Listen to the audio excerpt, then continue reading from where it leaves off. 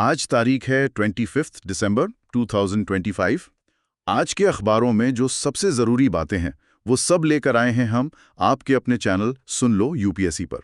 अब चाहे द हिंदू हो, इंडियन एक्सप्रेस हो या सरकारी वेबसाइट, हमने सब छान मारा है और लाए हैं सिर्फ वो बातें जो यूपीएससी एग्जाम के लिए वाकई काम आने वाली हैं।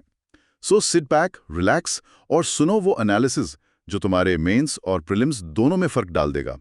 ये है तुम्हारा डेली लर्निंग डोज, आसान जुबान में, फुल एक्सप्लेनेशन के साथ। तो चलिए आज की चर्चा शुरू करते हैं पॉलिटी एंड गवर्नेंस के साथ। आज 25 दिसंबर है, एक बहुत ही खास दिन। ये पूर्व प्रधानमंत्री श्री अटल बिहारी वाजपेयी जी की जयंती है और इस दिन को हम सब सुशासन दिवस यानी गुड गवर्नेंस डे के रूप में मनाते हैं। पर अब ये दिन सिर्फ कैलेंडर की एक तारीख नहीं रह गया है। पिछले कुछ सालों में हमने देखा है कि ये दिन बड़े प्रशासनिक सुधारों यानी एडमिनिस्ट्रेटिव रिफॉर्म्स के लिए एक लॉन्च पैड बन गया है। आपने बिल्कुल सही पकड़ा। सरकार इस दिन का इस्तेमाल गवर्नेंस में एक नया विजन सेट करने के लिए कर रही है और इस साल का फोकस बहुत ही दिलचस्प और जमीनी है। इस बार सरकार का पूरा ध्यान भारतीय लोकतंत्र के तीसरे स्तर, थर्ड टियर ऑफ डेमोक्रेसी पर है। तीसरा स्तर मतलब आप पंचायती राज इंस्टीट्यूशंस की बात कर रही हैं? जी बिल्कुल, PRIs। ये वो स्तर है जहां लोकतंत्र सीधे नागरिक के दरवाजे पर दस्तक देता है और इसी दिशा में एक बहुत महत्वाकांक्षी पहल शुरू की गई है जो शायद जमीनी स्तर पर शासन की पूरी तस्वीर बदल कर रख दे। अच्छा, तो हम सीधे लोकतंत्र की जड़ों की बात कर रहे हैं। इस पहल का नाम सुनने में आया है विकसित पंचायत कर्मयोगी। ये नाम ही अपने आप में काफी शक्तिशाली लगता है, विकसित पंचायत और कर्मयोगी। इसका असल में मतलब क्या है और ये किस बड़ी समस्या को सुलझाने की कोशिश कर रहा है? ये नाम ही एक तरह से इसके पूरे मिशन को बताता है। इसका लक्ष्य एक बहुत बड़ी और बहुत पुरानी खाई को पाटना है, एक गैप को भरना है। एक गैप? किस तरह का गैप? ये गैप है एडमिनिस्ट्रेटिव कैपेसिटी का, यानी प्रशासनिक क्षमता का। अब आप सोचिए, एक तरफ हमारे पास देश के सबसे काबिल दिमाग हैं, IAS IPS अधिकारी जो ब्यूरोक्रेसी के ऊपरी स्तरों पर नीतियां बनाते हैं, और दूसरी तरफ है ग्राम पंचायत स्तर पर हमारे चुने हुए प्रतिनिधि, सरपंच, पंच, जिनके पास जमीनी हकीकत की समझ तो है पर शायद वो टेक्निकल नो हाउ नहीं है। एग्जैक्टली। उनके पास जमीनी समझ है लेकिन अक्सर नीतियों को लागू करने की जो तकनीकी और प्रशासनिक क्षमता चाहिए उसकी कमी होती है। विकसित पंचायत कर्मयोगी इसी गैप को भरने का एक बहुत ईमानदार प्रयास है। और इसे लॉन्च किसने किया है? कौन सी मिनिस्ट्री इसके पीछे है? इसे ministry of personnel public grievances and pensions ने लॉन्च किया है और ये उनके एक बड़े अभियान प्रशासन गांव की ओर के तहत आता है। इसका मूल विचार ये है कि असली विकसित भारत का रास्ता विकसित पंचायतों से होकर ही गुजरेगा। ये बात तो 100% सही है, मतलब बॉटम अप अप्रोच। लेकिन ये लक्ष्य जितना बड़ा है उतना ही मुश्किल भी लगता है। तो इसका मैकेनिज्म क्या है? ये योजना सिर्फ कागज पर अच्छी न रह जाए, इसके लिए जमीन पर इसे कैसे उतारा जाएगा? इसका मैकेनिज्म ही इसकी सबसे बड़ी ताकत है, क्योंकि ये पूरी तरह से टेक्नोलॉजी और एक सोची समझी रणनीति पर आधारित है। इसे हम 3 हिस्सों में तोड़कर समझ सकते हैं। ठीक है। सबसे पहला है इसका टेक्नोलॉजिकल बैकबोन यानी तकनीकी आधार।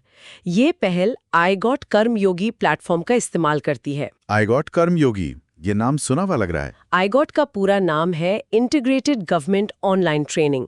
अब ये नाम यूपीएससी एस्पिरेंट्स के लिए नया नहीं होना चाहिए। ये वही प्लेटफॉर्म है जो मिशन कर्मयोगी के तहत सिविल सेवकों के लिए बनाया गया था। हाँ, मिशन कर्मयोगी, ताकि उनकी क्षमता का लगातार विकास हो सके, जिसे हम कंटिन्यूअस कैपेसिटी बिल्डिंग कहते हैं। बिल्कुल, यही इसका सबसे क्रांतिकारी पहलू है।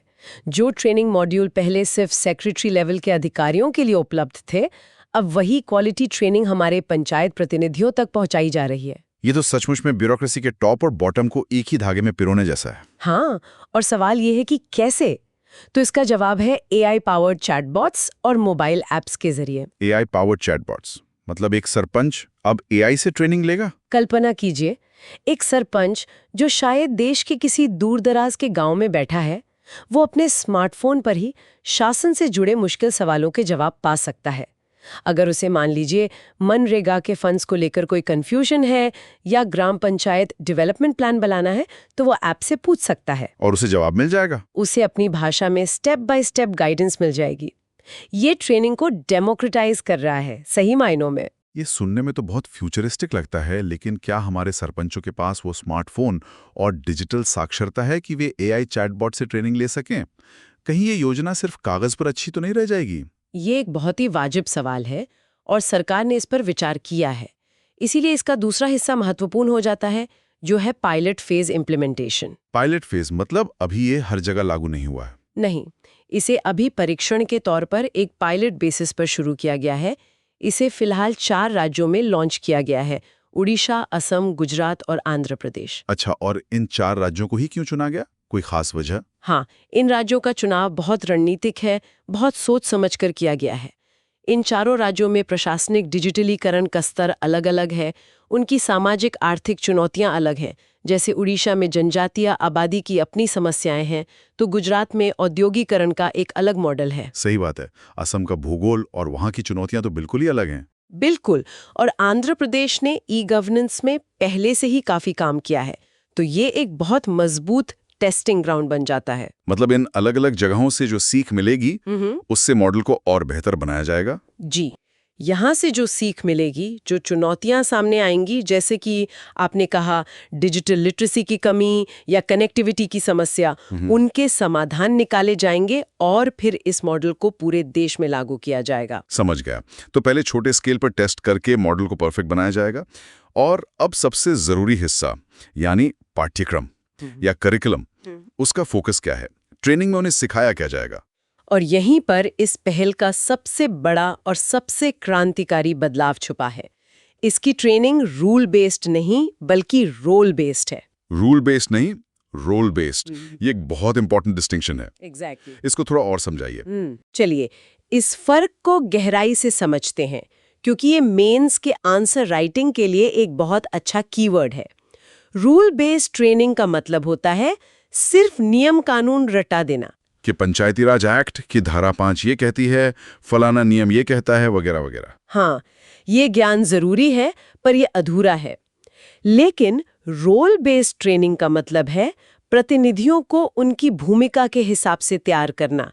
एक सरपंच की भूमिका सिर्फ नियमों का पालन करना नहीं है, वो अपने गांव का एक तरह से सीईओ है। उसे गांव का विकास करना है। एक लीडर की भूमिका है। एक लीडर की। तो करिकुलम में शामिल है वित्तीय प्रबंधन, फाइनेंशियल मैनेजमेंट, यानी पंचायत को जो फाइनेंस कमीशन से पैसा मिलता है, उसे बिना भ्रष्टाचार के सही जगह कैसे लगाएं। ये तो सबसे जरूरी स्किल है। बिल्कुल। फिर है ग्राम पंचायत विकास योजना, GPDP के लिए सहभागी योजना, जिसे पार्टिसिपेटरी प्लानिंग कहते हैं। पार्टिसिपेटरी प्लानिंग मतलब गांव के लोगों को साथ लेकर प्लान बनाना। हाँ, सिर्फ बंद कमरे में बैठकर नहीं, बल्कि ग्राम सभा में गांव के लोगों को शामिल करके विकास का प्लान कैसे बनाएं। और 73वें संशोधन 73rd अमेंडमेंट के कानूनी ढांचे को सिर्फ पढ़ना नहीं, बल्कि उसे जमीन पर लागू कैसे करें, ये समझना। तो अगर मैं इसे संक्षेप में कहूं तो ये सरपंच को एक क्लर्क की तरह नहीं बल्कि एक लीडर की तरह सोचने और काम करने के लिए तैयार कर रहा है। आपने एकदम सही पकड़ा। तो जमीनी स्तर पर लोकतंत्र यानी ग्रास रूट डेमोक्रेसी के लिए इसके क्या मायने हैं? इसका लॉन्ग टर्म इम्पैक्ट क्या होगा? इसके बहुत गहरे मायने हैं। ये भारत के शासन में उस कमी को दूर करता है जिसे विशेषज्ञ फंक्शनरी डेफिसिट कहते हैं। फंक्शनरी डेफिसिट, ये क्या होता है? देखिए, 1992 में 73वें संशोधन ने पंचायतों को 3 F तो दे दिए। हाँ, फंक्शंस, फंड्स एंड फंक्शनरीज। कार्य, धन और कार्यकर्ता। लेकिन असली चुनौती हमेशा तीसरे F यानी फंक्शनरीज की क्षमता को लेकर रही। कार्य और पैसा तो मिल गया, लेकिन उसे सही से इस्तेमाल करने की तकनीकी क्षमता की कमी हमेशा एक बड़ी चुनौती रही। और इसी वजह से हम जमीन पर सरपंच पति कल्चर जैसी चीजें देखते हैं। बिल्कुल, सरपंच पति कल्चर, जहां चुनी हुई महिला सरपंच की जगह उनके पति काम करते हैं, या फिर पंचायतें पूरी तरह से राज्य द्वारा नियुक्त सचिव पर निर्भर हो जाती हैं। विकसित पंचायत कर्मयोगी सीधे चुने हुए प्रतिनिधियों को ज्ञान और स्किल देकर उन्हें सही मायने में सशक्त बनाता है। मतलब empowering the elected representative directly. Yes, इससे आत्मनिर्भर पंचायतें बनेंगी जो अपने फैसले खुद ले सकेंगी और उन्हें लागू भी कर सकेंगी। ये तो हुई पंचायतों को सशक्त करने की बात, लेकिन सुशासन दिवस पर सिर्फ ग्रामीण भारत पर ही फोकस नहीं था। सिविल सेवाओं के लिए भी कुछ नया लॉन्च हुआ है ना? हाँ, बिल्कुल। कर्मयोगी डिजिटल लर्निंग लैब 2.0 को लॉन्च किया गया है। डिजिटल लर्निंग लैब 2.0, ये क्या है? इसे आप सिविल सेवा प्रशिक्षण यानी सिविल सर्विस ट्रेनिंग की अगली पीढ़ी कह सकते हैं, नेक्स्ट जनरेशन ऑफ ट्रेनिंग। इसमें आर्टिफिशियल इंटेलिजेंस, एआई और एक्सटेंडेड रियलिटी, एक्सआर जैसी कटिंग एज तकनीकों का इस्तेमाल किया जा रहा है। एआई और एक्सआर सिविल सर्विस ट्रेनिंग में ये कैसे काम करेगा? इसमें दो चीजें बहुत खास हैं। पहला है AI powered recruitment rules generator. AI powered recruitment rules generator, ये सुनने में थोड़ा टेक्निकल लगता है, पर इसकी अहमियत बहुत ज्यादा है। हमारे देश में सरकारी भर्तियों और प्रमोशन से जुड़े नियमों में अस्पष्टता या एम्बिग्विटी की वजह से लाखों मुकदमे अदालतों में पेंडिंग है। हाँ, सर्विस मैटर्स पर लिटिगेशन तो बहुत ज्यादा है। ये एआई टूल ऐसे भर्ती नियमों का मसौदा तैयार करेगा जो कानूनी रूप से बिल्कुल सही हो और जिनमें कोई कंफ्यूजन की गुंजाइश ना हो। इससे हायरिंग और प्रमोशन की प्रक्रिया बहुत ज्यादा पारदर्शी और तेज हो जाएगी। मतलब ये सीधे तौर पर गवर्नेंस में होने वाली देरी और मुकदमों को कम करेगा। ये तो बहुत बड़ा सुधार है। और दूसरी खास चीज क्या है? दूसरा है EHRMS 2.0 mobile app. EHRMS? EHRMS का मतलब है electronic human resource management system. इस ऐप के जरिए केंद्र सरकार के लाखों कर्मचारियों के सर्विस रिकॉर्ड का रखरखाव पूरी तरह से डिजिटल और रियल टाइम हो जाएगा। छुट्टी के लिए आवेदन करने से लेकर एनुअल परफॉर्मेंस रिपोर्ट भरने और प्रमोशन तक सब कुछ इसी ऐप से होगा। अरे वाह, तो सरकारी कर्मचारियों के लिए भी लाइफ आसान हो जाएगी। जी, ये ईज ऑफ गवर्नेंस का एक बेहतरीन उदाहरण है जो सरकारी कर्मचारियों के लिए काम करना आसान बनाएगा ताकि वो नागरिकों के लिए बेहतर काम कर सकें। बिल्कुल। सुशासन दिवस की चर्चा गुड गवर्नेंस इंडेक्स या जीजीआई के बिना अधूरी है। ये जीजीआई क्या है और ये राज्यों के प्रदर्शन को कैसे मापता है, ये हमारे लिए एस्पिरेंट्स के लिए क्यों जरूरी है? गिजाए, जिसे department of administrative reforms and public grievances यानी DRPG जारी करता है। ये एक तरह से राज्यों की गवर्नेंस का सालाना रिपोर्ट कार्ड है। राज्यों का रिपोर्ट कार्ड? हाँ, ये सिर्फ ये नहीं बताता कि किस राज्य की GDP ज्यादा है, बल्कि ये मापता है कि शासन का असर आम नागरिक के जीवन पर कितना पड़ रहा है। ये एक वैज्ञानिक तरीके से तैयार किया गया सूचकांक है जो 10 क्षेत्रों सेक्टर्स में फैले 58 संकेतों को इंडिकेटर्स के आधार पर राज्यों और केंद्र शासित प्रदेशों की रैंकिंग करता है। 10 सेक्टर और 58 इंडिकेटर्स, काफी डिटेल में एनालिसिस होता होगा। बहुत ज्यादा। और ये प्रतिस्पर्धी संघवाद, कंपेटिटिव फेडरलिज्म को बढ़ावा देता है, जहां राज्य एक दूसरे से बेहतर करने के लिए प्रेरित होते हैं। ये 10 सेक्टर कौन कौन से हैं? अगर हम कुछ मुख्य सेक्टर्स और उनके इंडिकेटर्स को समझें तो शायद हम गवर्नेंस को बेहतर तरीके से देख पाएंगे। जरूर, इसे विस्तार से समझते क्योंकि ये प्रीलिम्स और मेंस दोनों के लिए बहुत जरूरी है। पहला सेक्टर है एग्रीकल्चर एंड एलाइड, यानी कृषि और संबद्ध क्षेत्र। इसमें क्या देखते हैं? इसमें देखा जाता है कि खाद्यान्न, बागवानी, दूध, मांस उत्पादन की विकास दर क्या है, ग्रोथ रेट क्या है, और फसल बीमा जैसे PM फसल बीमा योजना का कवरेज कितना है। ये सीधे सीधे किसानों की आय और खाद्य सुरक्षा, फूड सिक्योरिटी से जुड़ा है। ठीक है। दूसरा सेक्टर? दूसरा है कॉमर्स एंड इंडस्ट्री। इसमें सबसे बड़ा इंडिकेटर है ईज ऑफ डूइंग बिजनेस का score. Ease of doing business? Exactly. यानी एक राज्य में नया बिजनेस शुरू करना कितना आसान या मुश्किल है। बिल्कुल, इससे निवेश और रोजगार पर सीधा असर पड़ता है। तीसरा सेक्टर? तीसरा ह्यूमन रिसोर्स डेवलपमेंट। ये बहुत महत्वपूर्ण है। इसमें शिक्षा की गुणवत्ता, स्कूलों में बच्चों के टिकने की दर जिसे रिटेंशन रेट्स कहते हैं, और स्किल ट्रेनिंग के बाद कितने लोगों को नौकरी मिली, ये देखा जाता है। तो ये सीधे हमारे डेमोग्राफिक डिविडेंड से जुड़ा है। बिल्कुल। चौथा है पब्लिक हेल्थ। इसमें ये देखा जाता है कि कितने प्राइमरी हेल्थ सेंटर्स PHCs चालू हालत में हैं, इंस्टीट्यूशनल डिलीवरीज कितनी हो रही हैं, और मातृ और शिशु मृत्यु दर में कितनी कमी आई है। मतलब हेल्थ इंफ्रास्ट्रक्चर और उसके आउटकम दोनों पर नजर है। जी। पांचवा पब्लिक इंफ्रास्ट्रक्चर एंड यूटिलिटीज। इसमें तो सड़कें, बिजली, पानी ये सब आता होगा ना? हाँ, हर घर तक पीने के पानी की पहुंच जल जीवन मिशन के तहत, गांवों तक पक्की सड़क PMGSY के तहत, और सबको स्वच्छ ईंधन उज्ज्वला योजना के तहत मिला या नहीं जैसे मानक हैं। ये तो आम आदमी के जीवन से सीधे जुड़े हुए इंडिकेटर्स हैं। इसीलिए इसे सिटीजन सेंट्रिक गवर्नेंस कहते हैं। छठा है इकोनॉमिक गवर्नेंस। इसमें राज्य का राजकोषीय घाटा, फिस्कल डेफिसिट, कितना कंट्रोल में है और वो अपने टैक्स से कितनी कमाई कर रहा है, स्टेट्स ओन टैक्स रेवेन्यू। इससे राज्य की आर्थिक सेहत का पता चलता है। बिल्कुल। 7वां सोशल वेलफेयर एंड डेवलपमेंट। इसमें देखा जाता है कि लिंगानुपात, सेक्स रेशियो कैसा है, स्वास्थ्य बीमा का कवरेज कितना है, जैसे आयुष्मान भारत। ठीक है। और 8वां? 8वां है जुडिशरी एंड पब्लिक सेफ्टी। इसमें कोर्ट में केस कितनी तेजी से निपट रहे हैं, केस क्लियरेंस रेट क्या है, और अपराधों में सजा की दर, कन्विक्शन रेट क्या है। ये सीधे सीधे रूल ऑफ लॉ को मापता है। और बाकी 2? बाकी 2 सेक्टर पर्यावरण, एनवायरनमेंट और नागरिक केंद्रित शासन, सिटीजन सेंट्रिक गवर्नेंस से जुड़े हैं। तो आप देख सकते हैं ये गवर्नेंस का एक 360 डिग्री व्यू है। ये तो वाकई बहुत व्यापक है, हर पहलू को कवर किया गया है। तो इस साल के रिपोर्ट कार्ड में कौन से राज्य क्लास में टॉप कर रहे हैं? राज्यों को उनकी साइज और बनावट के हिसाब से अलग अलग ग्रुप में बांटा गया है ताकि तुलना सही हो, फेयर कंपैरिजन हो। हाँ, ये जरूरी है। ग्रुप ए यानी बड़े राज्यों में गुजरात, महाराष्ट्र और गोवा ने अपनी बढ़त बनाए रखी है। ये तो अक्सर टॉप पर रहते हैं। हाँ, और इसकी वजह है उनका प्रदर्शन, खासकर आर्थिक शासन और बुनियादी ढांचे में बहुत मजबूत होना। ये राज्य निवेश को आकर्षित करने और उसे जमीन पर उतारने में आगे हैं। ठीक है। और ग्रुप बी में कौन है? ग्रुप बी में मध्य प्रदेश ने बहुत शानदार सुधार दिखाया है, खासकर कृषि क्षेत्र में। शिवराज सिंह चौहान के कार्यकाल में कृषि में जो सुधार किए गए थे, उनका असर यहाँ साफ दिखता है। अच्छा, और मध्य प्रदेश के बाद? उसके बाद राजस्थान और छत्तीसगढ़ का नंबर आता है। और नॉर्थ ईस्टर्न हिल स्टेट्स में, वहां का क्या हाल है? नॉर्थ ईस्टर्न हिल स्टेट्स में हिमाचल प्रदेश टॉप पर है। मानव संसाधन विकास, ह्यूमन रिसोर्स डेवलपमेंट और सार्वजनिक स्वास्थ्य, पब्लिक हेल्थ में इसका कोई मुकाबला नहीं है। ये दिखाता है कि छोटे राज्य भी कैसे गवर्नेंस का बेहतरीन मॉडल बन सकते हैं। ये तो बहुत अच्छी बात है। और यूनियन टेरिटरीज में? यूनियन टेरिटरीज में दिल्ली सबसे ऊपर है। उसका कारण तो जाहिर है। जी, उसका बेहतरीन शहरी बुनियादी ढांचा और आर्थिक गतिविधियां। इस पूरे डेटा से, इन रैंकिंग से शासन के बारे में कोई बड़ा निष्कर्ष, कोई बिग पिक्चर निकल कर आती है? कोई पैटर्न दिखता है? हाँ, एक बहुत स्पष्ट पैटर्न दिखता है। डेटा डिजिटल सैनिटाइजेशन और आर्थिक प्रदर्शन के बीच एक सीधा संबंध दिखाता है। डिजिटल सैनिटेशन, ये एक नया शब्द है।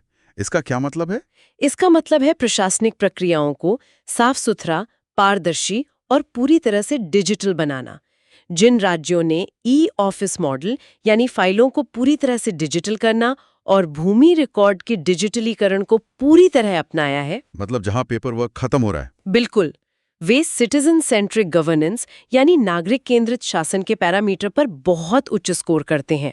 इसका सबसे बड़ा उदाहरण है CPGRMS। CPGRMS, इसका फुल फॉर्म क्या है? Centralised public grievance redress and monitoring system. अच्छा, ये वो पोर्टल है जहां कोई भी नागरिक अपनी शिकायत दर्ज करा सकता है। जी, और पिछले 1 साल में इस प्लेटफॉर्म पर 25 लाख से ज्यादा शिकायतों का समाधान किया गया है। 25 लाख, ये तो बहुत बड़ा आंकड़ा है।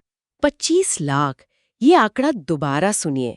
ये दिखाता है कि सरकार अब रिएक्टिव से प्रोएक्टिव और रिस्पॉन्सिव गवर्नेंस की तरफ बढ़ रही है, जहां नागरिक की आवाज को सुना जाता है और उस पर काम किया जाता है। पॉलिटी एंड गवर्नेंस में हमारी अगली खबर केरल से है, और ये संघवाद यानी फेडरलिज्म के दृष्टिकोण से बहुत महत्वपूर्ण है। केरल सरकार ने एक स्थायी नेटिविटी कार्ड को मंजूरी दी है। ये क्या है? ये एक बहुत ही प्रैक्टिकल और दूरगामी प्रभाव वाला सुधार है।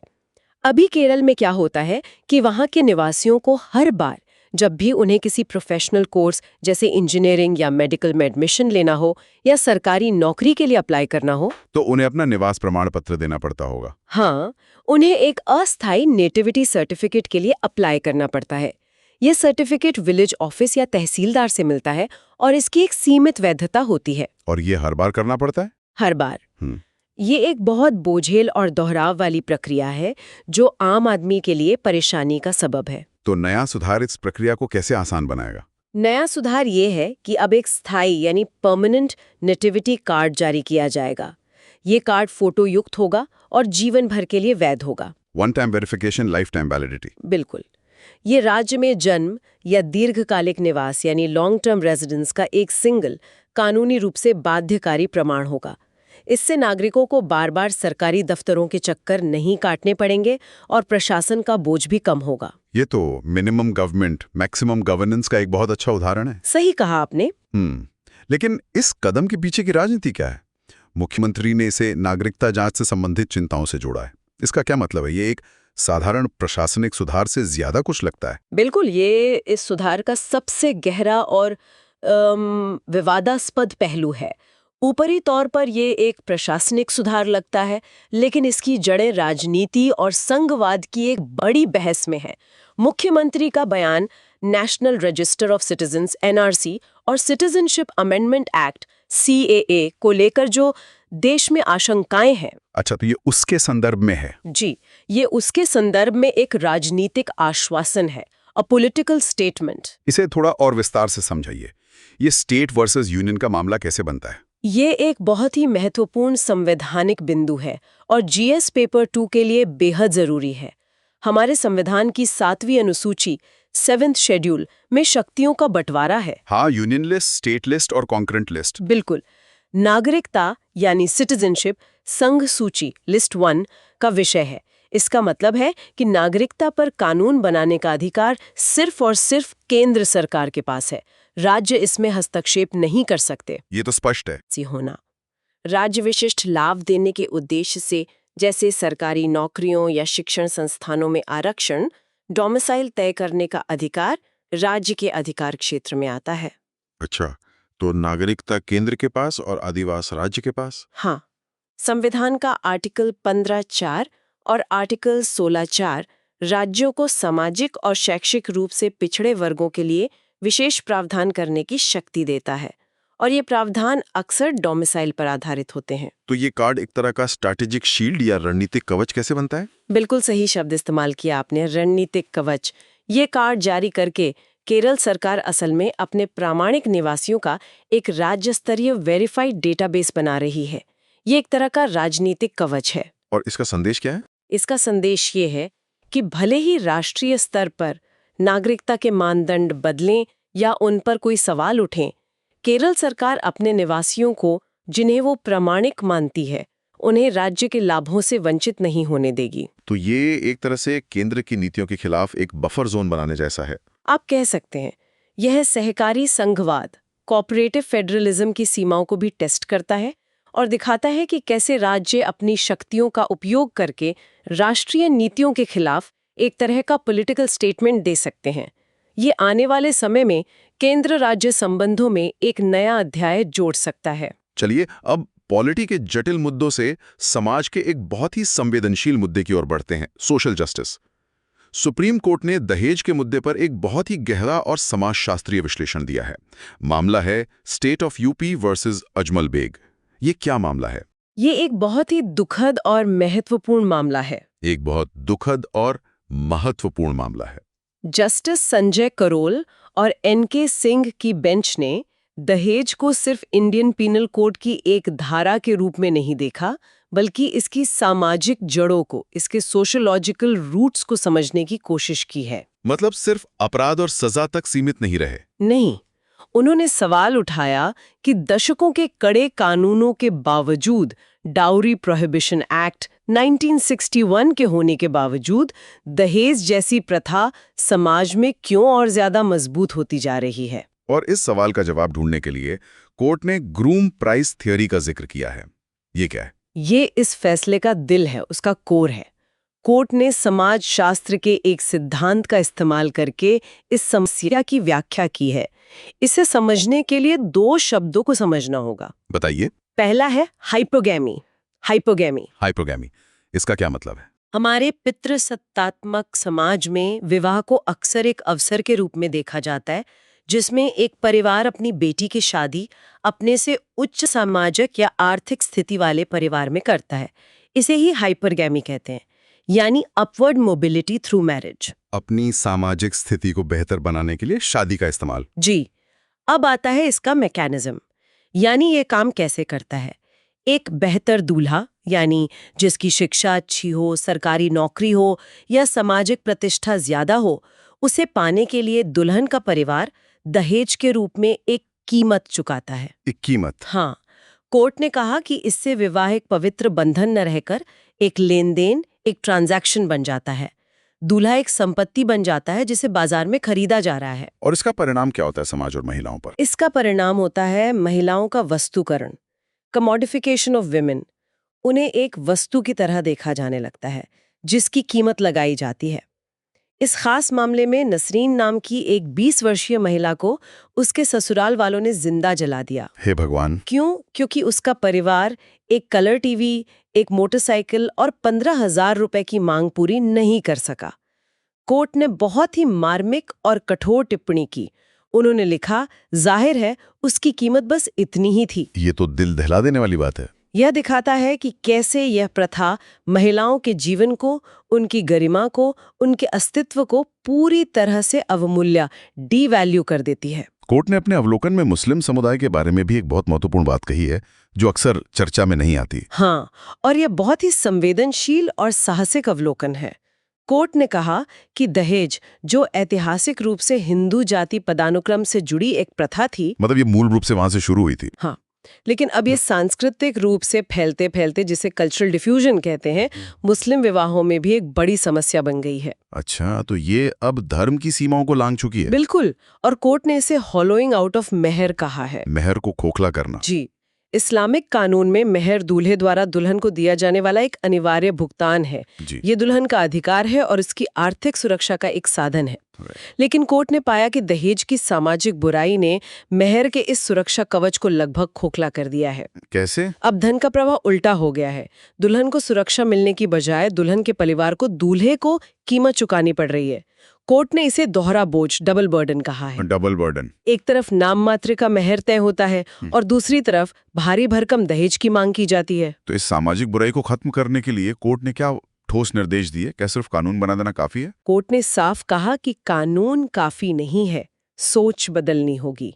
उन्होंने कहा, बुराई को अगर जड़ से खत्म नहीं किया गया तो उसे कभी नियंत्रित नहीं किया जा सकता। ये तो बहुत गहरी बात है। और इसी भावना के साथ उन्होंने 3 स्पष्ट निर्देश दिए।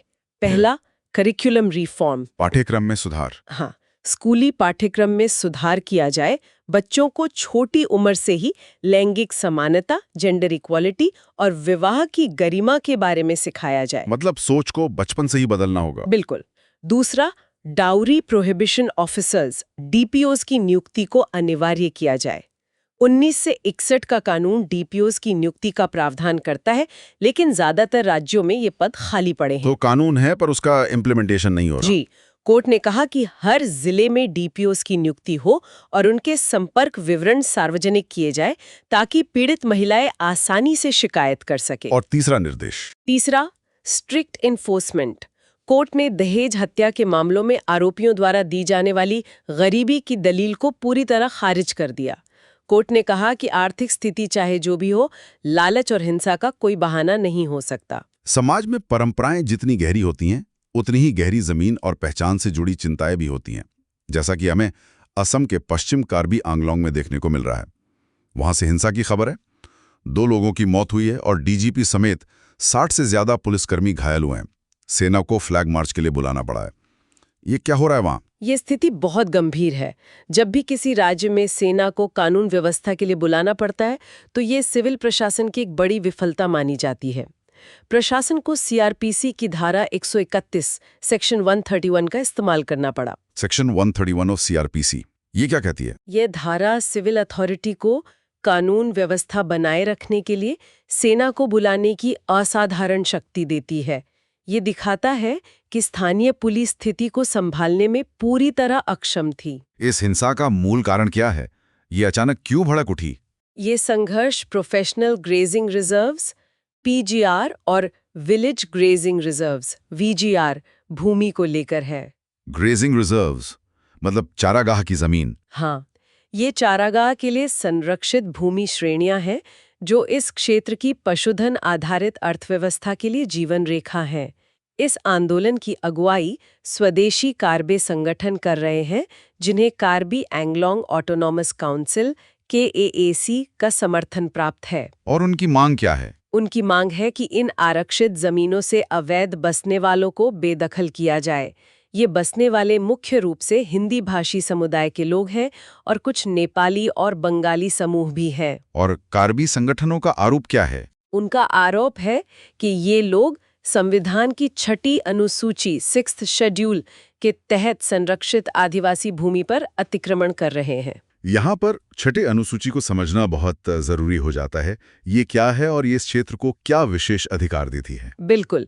छठी अनुसूची भारतीय संविधान का एक बहुत ही महत्वपूर्ण प्रावधान है, खासकर नॉर्थ ईस्ट के लिए।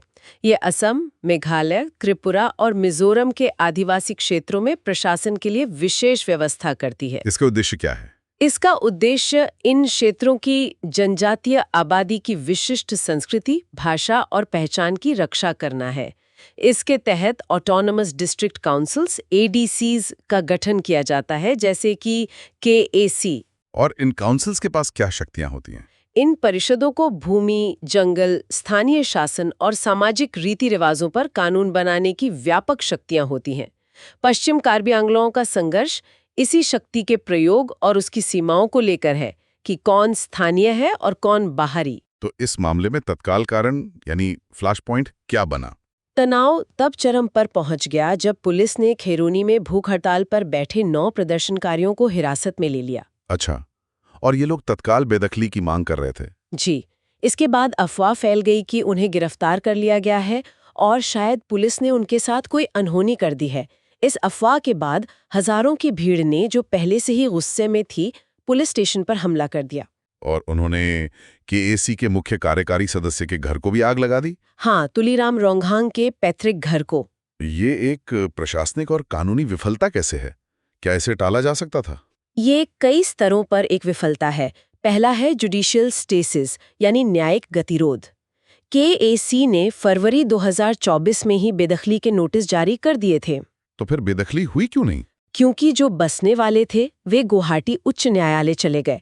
कोर्ट ने बेदखली पर रोक लगा दी। अच्छा, तो मामला कोर्ट में चला गया था। हाँ। और कोर्ट ने कहा कि पहले भूमि की स्थिति और बसने वालों के लंबे समय से रहने के दावों की जांच होनी चाहिए। राजनीतिक कार्यपालिका यानी कि KAC और राज्य सरकार इस कानूनी बाधा को प्रदर्शनकारियों तक ठीक से नहीं पहुंचा पाई, जिससे ये धारणा बनी कि सरकार जानबूझकर कार्यवाही नहीं कर रही है। Communication gap. बिल्कुल। दूसरा है सिक्योरिटी डिलेमा। भीड़ बहुत संगठित थी और उनके पास पारंपरिक हथियार जैसे धनुष बाण के साथ साथ देसी बम भी थे। और DGP खुद घायल हो गए। DGP का खुद घायल हो जाना दिखाता है कि खुफिया तंत्र, इंटेलिजेंस मशीनरी इस भीड़ के आकार और इरादों का अंदाजा लगाने में पूरी तरह विफल रहा। पूर्वोत्तर की सुरक्षा के लिए इसके क्या बड़े निहितार्थ यानी ब्रॉड इम्प्लीकेशंस है? ये घटना असम के स्वायत्त जिलों में शांति की नाजुकता को दर्शाती है। ये सिर्फ जमीन का विवाद नहीं है, ये डेमोग्राफिक एंजाइटी यानी जनसांख्यिकीय चिंता का मामला है। Demographic anxiety. हाँ, स्वदेशी जनजातियों को ये डर है कि गैर आदिवासियों की बढ़ती आबादी उनकी राजनीतिक स्वायत्ता को कमजोर कर देगी,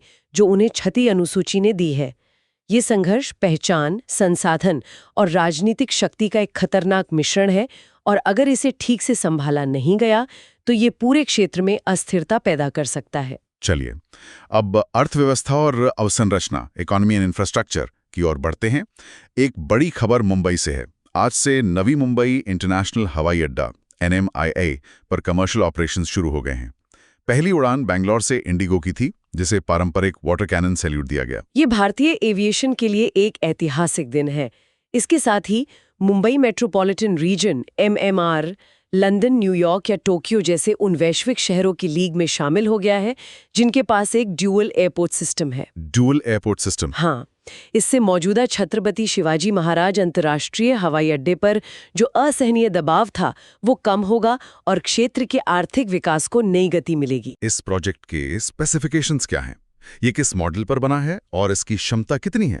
इसका ओनरशिप मॉडल एक पब्लिक प्राइवेट पार्टनरशिप है, PPP मॉडल। PPP मॉडल मतलब सरकार और निजी क्षेत्र की भागीदारी? जी, इसमें Adani airports holdings limited AAHL की 74% हिस्सेदारी है और बाकी 26% हिस्सेदारी नोडल सरकारी एजेंसी CID को की है। और इसकी कैपेसिटी, कितने यात्रियों को हैंडल कर सकता है ये? कैपेसिटी की बात करें तो पहले चरण की क्षमता 20 मिलियन यात्री प्रतिवर्ष है, 20 MPPA। 20 मिलियन? ये तो काफी ज्यादा है। और ये सिर्फ पहला चरण है। इसका मास्टर प्लान बहुत विशाल है, जिसकी अंतिम क्षमता 90 MPPA की है, 90 मिलियन। यह इसे क्षेत्र के सबसे बड़े हवाई अड्डों में से एक बना देगा। किसी भी एयरपोर्ट की सफलता उसकी कनेक्टिविटी पर बहुत निर्भर करती है। इसकी कनेक्टिविटी कैसी है? क्या वहां पहुंचना आसान होगा? बिल्कुल, और इसी पर सबसे ज्यादा ध्यान दिया गया है। ये मल्टी मोडल इंटीग्रेशन का एक बेहतरीन उदाहरण है। Multi modal integration? हाँ, इसे मुंबई के ट्रांस हार्बर लिंक, जिसे हम अटल सेतु के नाम से जानते हैं, इसे सीधी कनेक्टिविटी दी गई है। अच्छा, तो अटल सेतु से सीधे एयरपोर्ट पहुंच सकते हैं। हाँ, इससे दक्षिण मुंबई से एयरपोर्ट तक पहुंचने का समय 1 घंटे से भी कम हो जाएगा। इसके अलावा ये उल्वे पनवेल बेल्ट में स्थित है, जो एक उभरता हुआ लॉजिस्टिक्स हब है। इससे ये एयरपोर्ट न केवल यात्रियों के लिए बल्कि कार्गो के लिए भी एक पावर हाउस बनेगा। ये तो बहुत अच्छी प्लानिंग है। लेकिन क्या इसमें कोई चुनौतियां भी हैं? हाँ, एक बड़ी चुनौती है और वो है last mile connectivity. Last mile connectivity मतलब एयरपोर्ट तक पहुंचने का आखिरी हिस्सा। जी, हालांकि एयरपोर्ट चालू हो गया है, लेकिन इसे जोड़ने वाली मेट्रो लिंक और समर्पित एक्सप्रेसवे कनेक्टर अभी भी निर्माणाधीन है। जब तक ये पूरी तरह तैयार नहीं हो जाते, तब तक यात्रियों को थोड़ी असुविधा हो सकती है। समझ गया। अर्थव्यवस्था में हमारी अगली खबर बहुत ही रणनीतिक महत्व की है। कैबिनेट ने 7,280 करोड़ रुपए की एक योजना को मंजूरी दी है। Sintered rare earth permanent magnets REPMs के निर्माण के लिए। ये एक बहुत ही दूरदर्शी और रणनीतिक कदम है।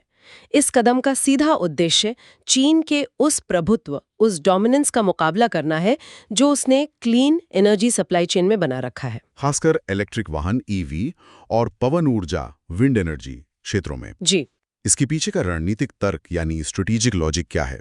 हम क्यों इस पे इतना पैसा लगा रहे हैं? इसे समझने के लिए हमें समस्या की जड़ तक जाना होगा। समस्या है द बॉटलनेक यानी अड़चन। हाँ, भारत के पास दुनिया में रेयर अर्थ एलिमेंट्स REEs का 5वां सबसे बड़ा भंडार है। 5वां सबसे बड़ा भंडार, ये तो बहुत अच्छी बात है। अच्छी बात है, पर एक समस्या है। ये मुख्य रूप से केरल, तमिलनाडु और उड़ीसा के तटीय इलाकों में मिलने वाली मोनाजाइट रेत में पाए जाते हैं। लेकिन हमारे पास मिड स्ट्रीम क्षमता नहीं है। मिड स्ट्रीम क्षमता, इसका क्या मतलब हुआ? इसका मतलब है कि हम कच्चा अयस्क तो निकाल सकते हैं, लेकिन उसे रिफाइन करके अंतिम उत्पाद यानी मैग्नेट बनाने की तकनीक और कारखाने हमारे पास नहीं है। तो हम इस कच्चे अयस्क का क्या करते हैं? हम अयस्क को रिफाइनिंग के लिए निर्यात कर देते हैं और ज्यादातर ये चीन जाता है। चीन रिफाइनिंग और अंतिम मैग्नेट बनाने में 90% से ज्यादा वैश्विक क्षमता को नियंत्रित करता है। 90%? ये तो लगभग मोनोपोली है। बिल्कुल, ये एक खतरनाक निर्भरता है, अ स्ट्रेटेजिक वल्नरेबिलिटी। तो ये नई योजना इस निर्भरता को कैसे खत्म करेगी? द स्कीम यानी ये योजना इसी कमी को दूर करने के लिए है। इसका उद्देश्य सालाना 6,000 टन REPMs का उत्पादन करने के लिए घरेलू इकोसिस्टम बनाना है। 6,000 टन? और ये मैग्नेट इतने जरूरी क्यों हैं? ये मैग्नेट EV मोटर्स का दिल होते हैं। The heart of an EV motor. इनके बिना मोटर नहीं बन सकती। हाँ। अगर हमारे पास इन्हें बनाने की घरेलू क्षमता नहीं होगी, तो भारत का 2030 तक 30% EV का लक्ष्य, तो वो लक्ष्य अधूरा रह जाएगा? नहीं, अधूरा नहीं रहेगा। वो केवल सऊदी के तेल पर निर्भरता को चीनी मैग्नेट पर निर्भरता में बदल देगा। ये तो बहुत गहरी बात है। बिल्कुल। मतलब हम एक निर्भरता से निकलकर दूसरी में फंस जाएंगे। बिल्कुल, ये योजना हमें सही मायने में आत्मनिर्भर बनाएगी। संपादकीय विश्लेषण के अनुसार इस महत्वाकांक्षी योजना में क्या चुनौतियां हैं? संपादकीय विश्लेषण ने 2 बड़ी चुनौतियों पर प्रकाश डाला है। पहली क्या है? पहली है द न्यूक्लियर नेक्सस यानी परमाणु संबंध। मोनोजाइट रेत, जिसमें ये दुर्लभ तत्व मिलते हैं, उसमें थोरियम भी होता है। थोरियम, ये तो भारत के परमाणु कार्यक्रम के लिए बहुत जरूरी है। जी, थोरियम भारत के 3 चरणीय परमाणु कार्यक्रम के लिए एक बहुत महत्वपूर्ण ईंधन है। इसलिए मोनाजाइट का खनन एटॉमिक एनर्जी एक्ट के तहत बहुत सख्ती से नियंत्रित होता है, जो निजी क्षेत्र के प्रवेश को प्रतिबंधित करता है। तो फिर निजी कंपनियां RE कैसे निकालेंगी? यही चुनौती है।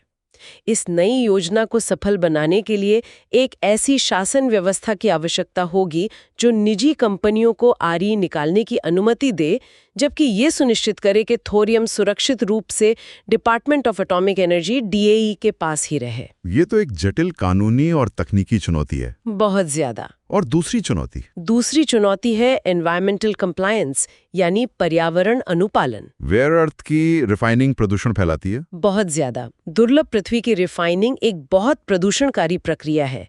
इसमें रेडियोधर्मी कीचड़ और जहरीला पानी निकलता है। संपादक ये चेतावनी देता है कि भारत को केवल कीमत पर चीन के साथ प्रतिस्पर्धा नहीं करनी चाहिए। मतलब? चीन में पर्यावरण नियम बहुत सख्त नहीं है, इसलिए वहां उत्पादन सस्ता है। भारत की बढ़त ग्रीन कंप्लायंस में होनी चाहिए। हमें एक ऐसी इंडस्ट्री बनानी होगी जो पर्यावरण के मानकों का पूरी तरह पालन करे। अब बात करते हैं एनवायरनमेंट एंड इकोलॉजी की। सुप्रीम कोर्ट के निर्देश के बाद केंद्र ने हरियाणा, राजस्थान और गुजरात को अरावली रेंज में सभी नए खनन पट्टों पर पूर्ण प्रतिबंध लागू करने का आदेश दिया है। ये एक बहुत ही महत्वपूर्ण कदम है। सुप्रीम कोर्ट का आदेश कहता है कि जब तक एक व्यापक management plan for sustainable mining MPSM तैयार और स्वीकृत नहीं हो जाता, तब तक कोई भी नया खनन पट्टा नहीं दिया जा सकता। तो ये एक तरह से तात्कालिक प्रतिबंध है। हाँ, जब तक एक सस्टेनेबल प्लान नहीं बन जाता। इस आदेश का उद्देश्य अरावली के लगातार हो रहे क्षरण को रोकना है। अरावली सिर्फ एक पहाड़ी श्रृंखला नहीं है, ये थार मरुस्थल को उत्तरी भारत के उपजाऊ मैदानों और नेशनल कैपिटल रीजन NCR में फैलने से रोकने वाली एक प्राकृतिक दीवार है, एक इकोलॉजिकल वॉल है। लेकिन इसमें एक परिभाषा का विवाद है। ये क्या है? ये इस पूरे मुद्दे का मूल है, इसकी जड़ है। विवाद ये है कि अरावली किसे माना जाए। एक विशेषज्ञ समिति ने प्रस्ताव दिया था कि केवल 100 मीटर या उससे अधिक ऊंची पहाड़ियों को ही अरावली माना जाना चाहिए। 100 मीटर का नियम? हाँ, 100 मीटर्स रूल। लेकिन पर्यावरणविदों और खुद सुप्रीम कोर्ट ने इसे एक खतरनाक रूप से संकीर्ण परिभाषा बताया है। क्यों? Forest survey of India FSI की 2010 की एक रिपोर्ट के अनुसार अगर ये 100 मीटर का नियम लागू कर दिया जाता है तो ये अरावली की 92% पहाड़ियों से कानूनी सुरक्षा छीन लेगा। 92% मतलब लगभग पूरी अरावली रेंज ही असुरक्षित हो जाएगी। जी, और वे रियल एस्टेट और खनन माफिया के लिए खुल जाएंगी। ये हमारे लिए, खासकर NCR में रहने वालों के लिए क्यों महत्वपूर्ण है? क्योंकि अरावली सिर्फ पहाड़ियां नहीं हैं, वे NCR के लिए एक महत्वपूर्ण जल पुनर्भरण क्षेत्र है, a critical water recharge zone. Water recharge zone मतलब बारिश का पानी इन्हीं से जमीन के अंदर जाता है। बिल्कुल, बारिश का पानी इन्हीं पहाड़ियों के जरिए जमीन में जाता है और हमारे भूजल स्तर, ग्राउंड वाटर लेवल को बनाए रखता है। अरावली के विनाश का सीधा संबंध गुरुग्राम और फरीदाबाद में लगातार गिरते भूजल स्तर और दिल्ली में बढ़ती धूल भरी आंधियों से है। चलिए अब अंतर्राष्ट्रीय संबंधों, इंटरनेशनल रिलेशंस पर आते हैं। पहली खबर भारत की आपदा कूटनीति से जुड़ी है। विदेश मंत्री डॉक्टर S जयशंकर ने कोलंबो का दौरा किया है और उन्होंने चक्रवात डिथवा से प्रभावित श्रीलंका के लिए $450 मिलियन के पुनर्निर्माण पैकेज की घोषणा की है। ये भारत की नेबरहुड फर्स्ट नीति का एक बेहतरीन उदाहरण है। भारत ने एक बार फिर साबित किया है कि वो अपने पड़ोसियों की जरूरत के समय हमेशा सबसे पहले खड़ा होता है। इस पैकेज में क्या क्या शामिल है? इस पैकेज को 2 हिस्सों में बांटा गया है। $350 मिलियन का रियायती ऋण यानी concessional line of credit LOC दिया जाएगा। ये पैसा बुनियादी ढांचा परियोजनाओं पर खर्च होगा। और बाकी $100 मिलियन? बाकी 100 मिलियन अनुदान सहायता यानी ग्रांट असिस्टेंस के रूप में है। ये पैसा मुफ्त सहायता है जिसे लौटाना नहीं होगा। और फोकस एरिया क्या है? मुख्य फोकस 3 क्षेत्रों पर है: आवास, रेलवे नेटवर्क की बहाली और पर्यटन क्षेत्र का पुनर्निर्माण, जो श्रीलंका की अर्थव्यवस्था की रीढ़ है। इसका रणनीतिक महत्व क्या है? इसका रणनीतिक महत्व बहुत ज्यादा है। ये सहायता ऑपरेशन सागर बंधु के तहत दी जा रही है। इसकी तुलना चीन से कीजिए। चीन की हालिया ऋण पुनर्गठन वार्ता अपारदर्शी रही है। और भारत की सहायता? भारत की सहायता पारदर्शी है। ये हिंद महासागर क्षेत्र, इंडियन ओशन रीजन IOR में प्रथम प्रतिक्रियाकर्ता, फर्स्ट रिस्पॉन्डर के रूप में भारत की स्थिति को मजबूत करता है। इसका समय भी बहुत महत्वपूर्ण है। श्रीलंका अभी भी अपने 2022 के भयानक आर्थिक संकट से उभर रहा है। अंतर्राष्ट्रीय संबंधों में दूसरी खबर थोड़ी असामान्य है। भारत ने दक्षिण पूर्व एशिया के एक मामले में हस्तक्षेप किया है जो थाईलैंड और कंबोडिया के बीच एक मंदिर विवाद से जुड़ा है। ये वाकई में एक दुर्लभ हस्तक्षेप है। भारत ने थाईलैंड और कंबोडिया के बीच विवादित सीमा क्षेत्र में एक हिंदू देवता भगवान विष्णु की मूर्ति के विध्वंस पर गहरी चिंता व्यक्त की है। ये घटना क्या है और इस पर भारत का आधिकारिक रुख क्या है? ये मूर्ति सीमा पर हुई हालिया झड़पों के दौरान तोड़ी गई। ये पूरा क्षेत्र खमेर साम्राज्य के समय के हिंदू बौद्ध मंदिरों से समृद्ध है, जिसमें प्रसिद्ध प्रिय विहार मंदिर भी शामिल है। और भारत का रुख क्या है? भारत का रुख बहुत स्पष्ट है। विदेश मंत्रालय के प्रवक्ता ने इस कृत्य को अनादरपूर्ण कहा और इस बात पर जोर दिया कि ये देवता एक साझा सिविलाइजेशनल हेरिटेज का हिस्सा हैं। तो भारत इसे एक सांस्कृतिक धरोहर के नजरिए से देख रहा है। जी, यह भारत की धार्मिक कूटनीति, धार्मिक डिप्लोमेसी का एक स्पष्ट उदाहरण है। अब हम कल्चर एंड हेरिटेज सेक्शन में है। आज महान शिक्षाविद और स्वतंत्रता सेनानी महामना मदन मोहन मालवीय की 164वीं जयंती है। जी, और इस अवसर पर प्रधानमंत्री ने 11 खंडों में collected works of Pandit Madan Mohan Malviya का विमोचन किया है। चलिए प्रीलिम्स के नजरिए से उनके कुछ प्रमुख योगदानों को जल्दी से दोहरा लेते हैं। जरूर। शिक्षा के क्षेत्र में उन्होंने 1916 में बनारस हिंदू विश्वविद्यालय BHU की स्थापना की। स्वतंत्रता संग्राम में उनका क्या योगदान था? वे 4 बार भारतीय राष्ट्रीय कांग्रेस के अध्यक्ष रहे, 1909, 1918, 1932 और 1933 में। 4 बार? जी। पत्रकारिता में उन्होंने अंग्रेजी अखबार द लीडर की स्थापना की और उन्होंने सत्यमेव जयते नारे को लोकप्रिय बनाया। उन्हें 2014 में मरणोपरांत भारत रत्न से सम्मानित किया गया था। संस्कृति जगत से एक दुखद खबर भी है। आधुनिक हिंदी साहित्य की एक अनूठी आवाज, ज्ञानपीठ पुरस्कार विजेता विनोद कुमार शुक्ल का 88 वर्ष की आयु में निधन हो गया है। ये हिंदी साहित्य के लिए एक बहुत बड़ी क्षति है। वे छत्तीसगढ़ से ज्ञानपीठ पुरस्कार 2024 प्राप्त करने वाले पहले लेखक थे। उनकी शैली के बारे में कुछ बताइए। उनकी शैली को अक्सर जादुई यथार्थवाद, मैजिक रियलिज्म के रूप में वर्णित किया जाता है। उनकी प्रमुख कृतियों में नौकर की कमीज और दीवार में एक खिड़की रहती थी शामिल हैं, जिसके लिए उन्हें 1999 में साहित्य अकादमी पुरस्कार मिला। अब आते हैं साइंस और टेक्नोलॉजी पर। चंद्रमा को लेकर एक नई दौड़ शुरू हो गई है। रूसी अंतरिक्ष एजेंसी रोसकॉस्मोस ने 2036 तक चंद्रमा पर एक परमाणु ऊर्जा संयंत्र बनाने की योजना की घोषणा की है। ये एक बहुत बड़ी घोषणा है। ये संयंत्र प्रस्तावित अंतर्राष्ट्रीय चंद्र अनुसंधान station, international lunar research station ILRS को बिजली देगा, जो रूस और चीन का एक संयुक्त उद्यम है। लेकिन चंद्रमा पर परमाणु ऊर्जा की आवश्यकता क्यों है? सौर पैनल काफी क्यों नहीं है? ये एक बहुत अच्छा सवाल है। द प्रॉब्लम ये है कि स्थायी चंद्र ठिकानों के लिए सौर पैनल अपर्याप्त है। क्यों? ऐसा इसलिए है क्योंकि चंद्र रात लगभग 14 पृथ्वी दिनों तक चलती है और उस दौरान कोई सौर ऊर्जा उपलब्ध नहीं होती। तो समाधान परमाणु ऊर्जा है? दिस सॉल्यूशन एक छोटा मॉड्यूलर परमाणु रिएक्टर है जो निरंतर शक्ति प्रदान कर सकता है। इसका रणनीतिक निहितार्थ यानी स्ट्रेटेजिक इम्प्लीकेशन क्या है? ये नई अंतरिक्ष दौड़ को और तेज करता है।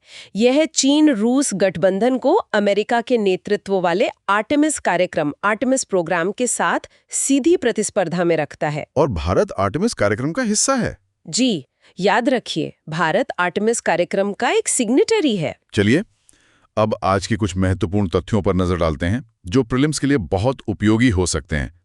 हम इन आंकड़ों को 2-2 बार दोहराएंगे। पहला, शिकायत निवारण। CPJRMs के माध्यम से 25 लाख से अधिक मामले हल किए गए। फिर से 25 लाख से अधिक मामले CPGRMs के माध्यम से हल किए गए। दूसरा, ग्रामीण सड़कें।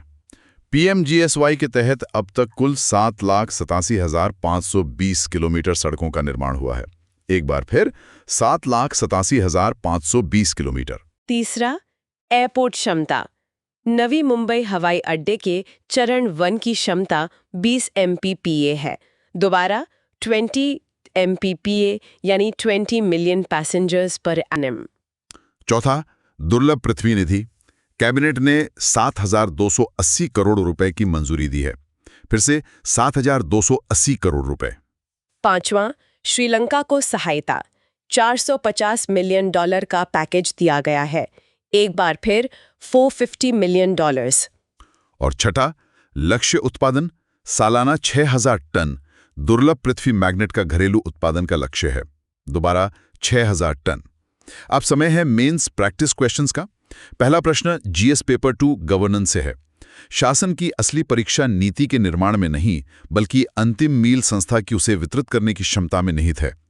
विकसित पंचायत कर्मियों की पहल के संदर्भ में इस कथन पर चर्चा करें। नियम आधारित से भूमिका आधारित प्रशिक्षण में बदलाव जमीनी लोकतंत्र को कैसे सशक्त बनाता है। 250 शब्द। ये एक बहुत ही अच्छा विश्लेषणात्मक प्रश्न है। इंट्रोडक्शन में आप 73वें संशोधन का उल्लेख कर सकते हैं और डे चौरे कानूनी बनाम डे फैक्टो वास्तविक सशक्तिकरण के बीच के गैप को समझा सकते हैं। बॉडी में आप क्षमता की कमी की समस्या पर चर्चा करें, जैसे सरपंच पति प्रणाली, और फिर समाधान के रूप में विकसित पंचायत पहल को समझाएं और ये बताएं कि कैसे रोल बेस्ड ट्रेनिंग प्रतिनिधियों को उनकी विशिष्ट भूमिकाओं के लिए तैयार करती है।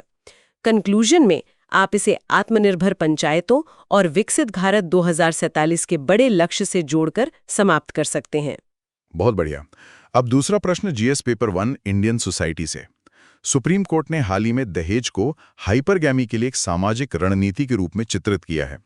कड़े कानूनी प्रतिबंधों के बावजूद दहेज को बनाए रखने वाले समाजशास्त्रीय कारकों का विश्लेषण करें। 150 शब्द। यह एक सीधा लेकिन गहरा सवाल है। इंट्रोडक्शन में आप सीधे अजमल बेग मामले और ग्रूम प्राइस की अवधारणा का उल्लेख करके शुरुआत कर सकते हैं। बॉडी में आप समाजशास्त्रीय जड़ों की व्याख्या करें, जैसे हाइपरगैमी और कैसे ये प्रथा दूसरी संस्कृतियों में भी फैल रही है। और अंत में कानून की विफलता पर चर्चा करें, क्योंकि समाज इसे उपहार के रूप में देखता है, अपराध के रूप में नहीं। कंक्लूजन में आप यह तर्क दे सकते हैं कि कानूनी प्रवर्तन को शैक्षिक सुधार के साथ जोड़ा जाना चाहिए। शानदार। अब आज के क्विज का समय है। मैं एक एक करके 5 प्रश्न पूछूंगा। पहला प्रश्न, विकसित पंचायत कर्मयोगी पहल के संदर्भ में निम्नलिखित कथनों पर विचार करें। 1. इसका उद्देश्य नई दिल्ली में सभी सरपंचों को आवासीय प्रशिक्षण प्रदान करना है। 2. यह डिजिटल प्रशिक्षण मॉड्यूल देने के लिए आई गॉट कर्मयोगी प्लेटफॉर्म का उपयोग करता है। 3. इसे ओडिशा, असम, गुजरात और आंध्र प्रदेश राज्यों में पायलट तौर पर शुरू किया गया था। ऊपर दिए गए कथनों में से कौन सा सही है?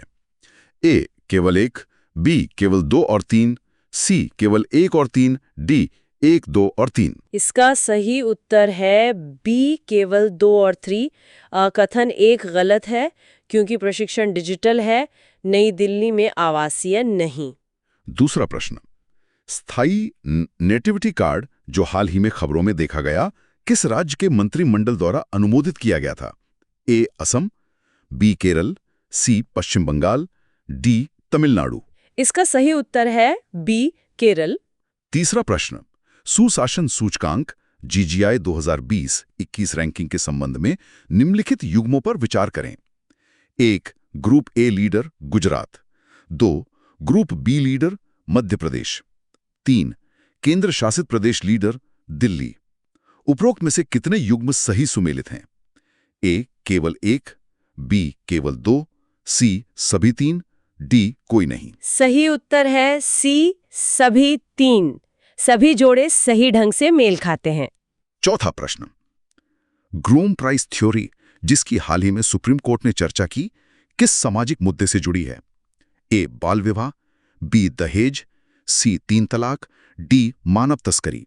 सही उत्तर है बी, दहेज। और आज का अंतिम प्रश्न, दुर्लभ पृथ्वी के संबंध में राष्ट्रीय महत्वपूर्ण खनिज मिशन के बारे में निम्नलिखित में से कौन सा कथन सही है? ए. यह सार्वजनिक क्षेत्र द्वारा मोनाजाइट रेत के खनन पर प्रतिबंध लगाता है। बी. इसका उद्देश्य सालाना 6000 ton sintered rare earth permanent magnet का उत्पादन करना है। सी. यह केवल कच्चे दुर्लभ पृथ्वी ऑक्साइड के निर्यात पर केंद्रित है। डी. यह यूरोपीय संघ के साथ एक संयुक्त पहल है। इसका सही उत्तर है बी। यह योजना 6000 टन मैग्नेट के घरेलू निर्माण का लक्ष्य रखती है। आज के सबसे महत्वपूर्ण बिंदु जो यूपीएससी के लिए क्रूशियल हैं। पॉलिटी में विकसित पंचायत कर्मयोगी और रोल बेस्ड ट्रेनिंग का कॉन्सेप्ट, सोशल जस्टिस में दहेज पर सुप्रीम कोर्ट का ग्रूम प्राइस थ्योरी का समाजशास्त्रीय विश्लेषण, सिक्योरिटी में पश्चिम कार्बी आंगलोंग संकट, छठी अनुसूची और जनसंख्याई की चिंताएं, इकोनॉमी में भारत की रेयर अर्थ मैग्नेट योजना जो चीन पर निर्भरता कम करने के लिए है, एनवायरनमेंट में अरावली खनन प्रतिबंध और उसकी परिभाषा का विवाद, और इंटरनेशनल रिलेशंस में श्रीलंका में भारत की आपदा कूटनीति। आज की मेहनत कल की कहानी बदल देगी। अगर ये सेशन अच्छा लगा तो लाइक, शेयर और कमेंट जरूर करो और सब्सक्राइब करो सुन लो यूपीएससी को। 299 रुपीज मेंबरशिप ज्वाइन करके एक्सक्लूसिव कंटेंट का एक्सेस लो।